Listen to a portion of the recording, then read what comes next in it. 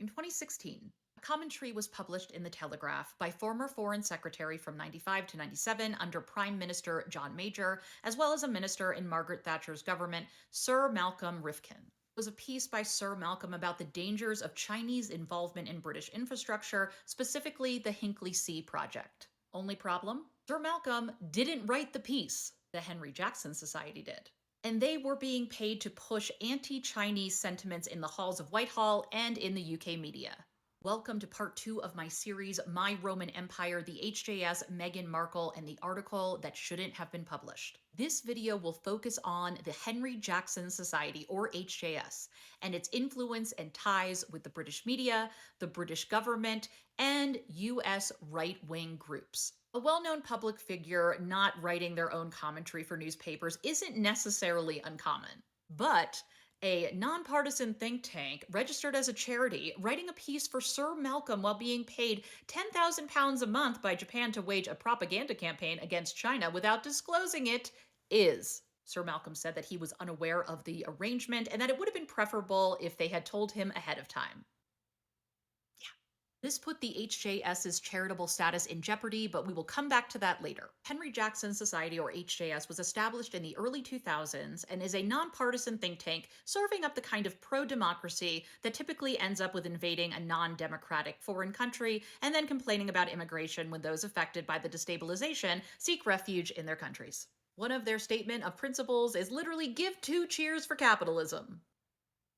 The HJS took a sharp turn in the early 2010s and increased their anti-Muslim stance. Presumably, Douglas Murray was one of the catalysts for this change. There are a lot of examples of how Douglas Murray feels about Muslims, but let's go with what he had to say at a February 2006 conference on Europe and Islam. Quote, "Conditions for Muslims in Europe must be made harder across the board. Europe must look like a less attractive proposition. From long before we were first attacked, it should have been made plain that people who come into Europe are here under our rules and not theirs. Where a mosque has become a center of hate, it should be closed and pulled down. If that means that some Muslims don't have a mosque to go to, then they'll just have to realize that they aren't owed one."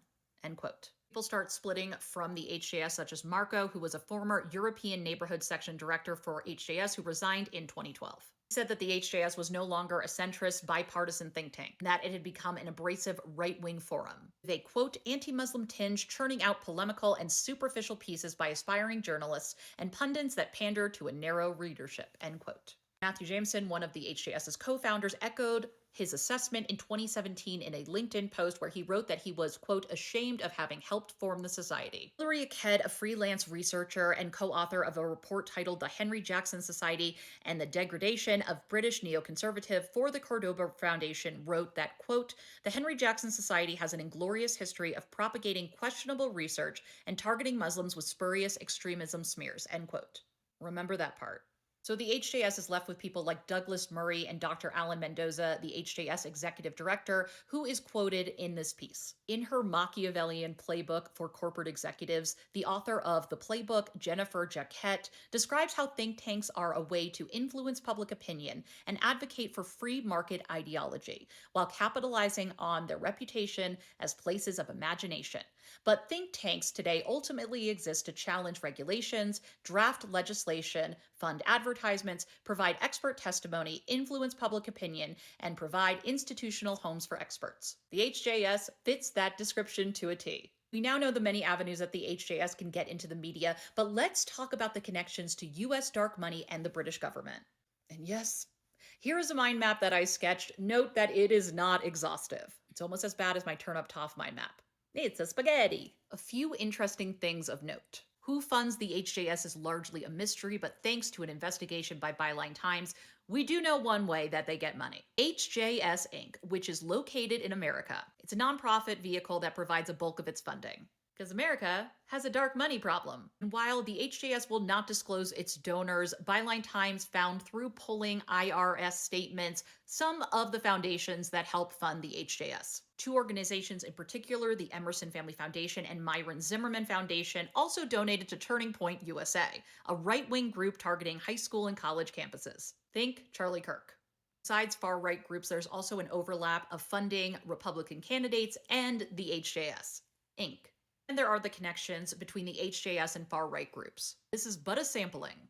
HJS's Dr. Alan Mendoza and Douglas Murray spoke at the Horowitz Freedoms Restoration Weekend in 2017. They were there along with a star-studded cast of individuals such as Milos Yiannopoulos, Katie Hopkins, and Sebastian Gorka. There's also a pattern of people working with the HJS and then going on to either work with the Margaret Thatcher Center for Freedom in the UK, and then going on to work with the Heritage Foundation in the US, and vice versa.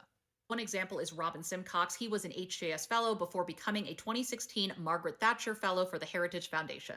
And now Simcox is the lead commissioner for countering extremism in the UK government. A very sobering tweet and a link to an article about this.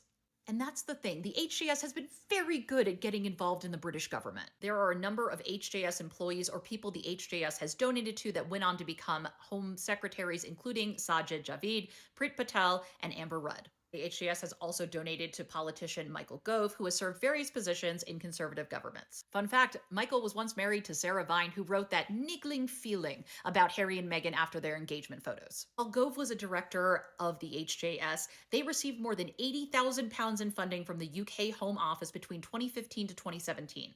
This was so that there could be a third edition of a report by the Henry Jackson Society titled Islamic Terrorism, The British Connections. The Home Office blocked the release of information about its payments to the HJS for nearly a year. The Home Office later says that it doesn't actually hold the report. It pointed people to HJS's website where it could be purchased for £70, but alas, the link to do so was broken.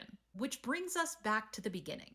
This article, which led to a 2017 review by the Charity Commission. And the Charity Commission found that this had no impact on the HJS's status as a charity. The chair of the commission, Sir William Shawcross, former director of the aforementioned HJS. Conflict of interest, anyone? But yes, let's add him to prevent as well. It really is a very small island. Part 3, coming soon.